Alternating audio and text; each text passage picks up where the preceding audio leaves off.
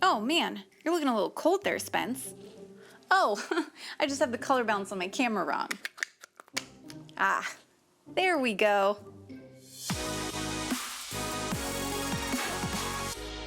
Hello filmmakers, Ash here, and welcome to Film It Yourself. Color balance can affect the overall look of your film, and by color balancing incorrectly, you can end up with a color cast to your footage.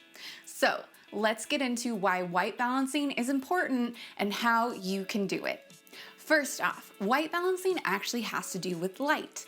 That's because for the most part, there are two types of lights, tungsten and daylight, and they both actually have a color to them. Tungsten lights are typically the type of lights you have around your home in lamps and other light fixtures, while daylight is the natural light that comes from the sun. Tungsten lights tend to be more orange, while daylight tends to be more blue. That's because of a thing called color temperature.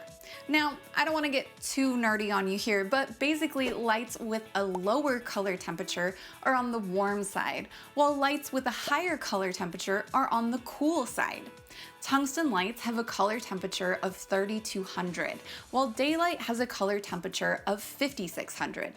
So because of this, if your camera's white balance is set to daylight, but you're shooting inside using tungsten lights, those lights will appear orange.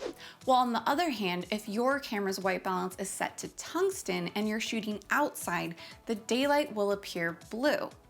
This is why it's so important to make sure you white balance your camera before shooting, because footage that has an incorrect color balance can affect skin tones and be a real nightmare when it comes to color correcting. When color correcting, it's key to always try to make skin tones look as natural as possible, because when they're off, it's extremely noticeable to your audience. After all, we see skin tones every day, so we're pretty good at noticing when they're off. For more on color correcting, check out my video here. Now, there's two methods you can use for white balancing. First is using the built-in white balance setting your camera already has.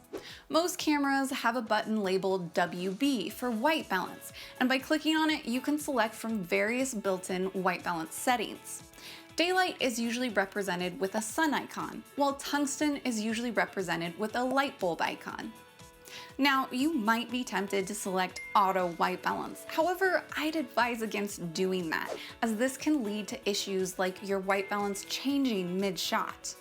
Also, keep in mind that all cameras are different, so you might need to go into a menu to find your white balance settings. Do some research to see where your camera's white balance settings are.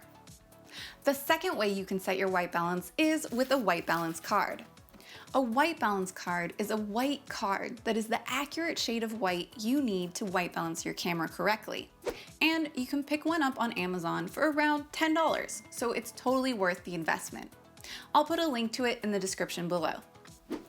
To white balance your camera, you'll want to place your white balance card in front of your camera, in the same light that will be lighting your subject, and make sure it fills up the frame.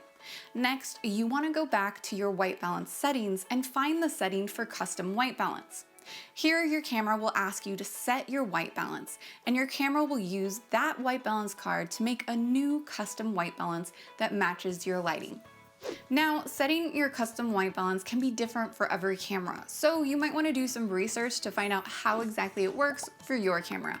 But now that you know how important it is, your shots are sure to always be in balance. Also, if you want my filmmaking tips early, you can get early access to all of my videos by supporting me on Patreon for the low cost of $2. Plus, at higher tiers, you can get access to all of my filmmaking templates. Watch all of my filmmaker chats where I sit down with other filmmakers and get their filmmaking tips, and get my feedback on your short scripts and films. So, what are you waiting for? Head on over to Patreon and join the FIY crew. Oh no, now you're looking too hot there, buddy.